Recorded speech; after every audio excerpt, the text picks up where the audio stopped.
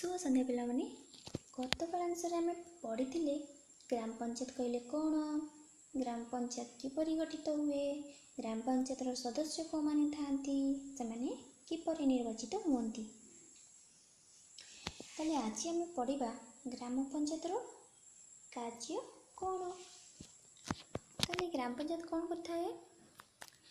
ଗ୍ରାମ ପଞ୍ଚାୟତ ଗ୍ରାମର जो ग्राम केते गुड़े ग्राम को नहीं ग्राम पंचायत गठित। ताले से ग्राम मानकर जेते सब असुविधा से सब ग्राम पंचायत दूरीकरण करथाय। ग्राम मानकर उन्नतिमूलक कार्य ग्राम पंचायत गठित होइथाय। ताले एबे हम देखिबा ग्राम पंचायत कौन कौन करे। ग्राम पंचायत जल जोगाण, शिक्षा, परिष्कार परिच्छन्नता, स्वास्थ्य, गमनागमन क्षेत्र में कार्य करिथाय। ताले से सब कार्य कौन कौन?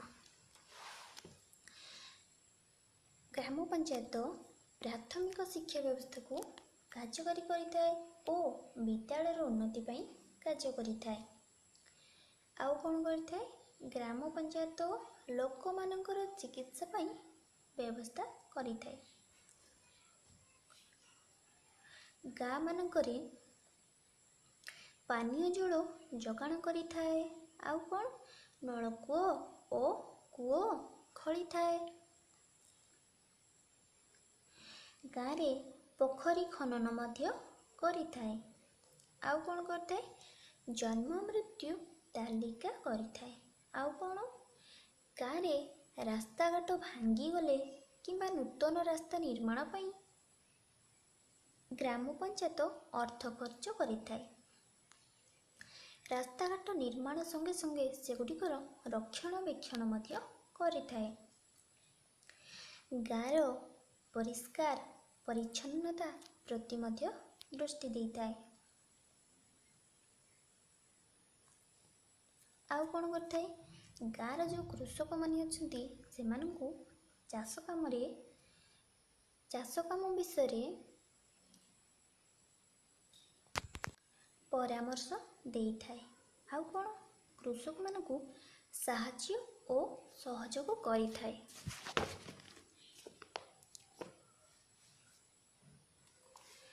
आउ कौन? गाँव रे गंडगोल हेले तार समाधान मध्य करिथाय। ताले एई सब कार्य ग्राम पंचायत करिथाय। ताले ग्राम पंचायत यही सब कार्य जो करिथाय से सब कार्य पई टंका कोठु पाए?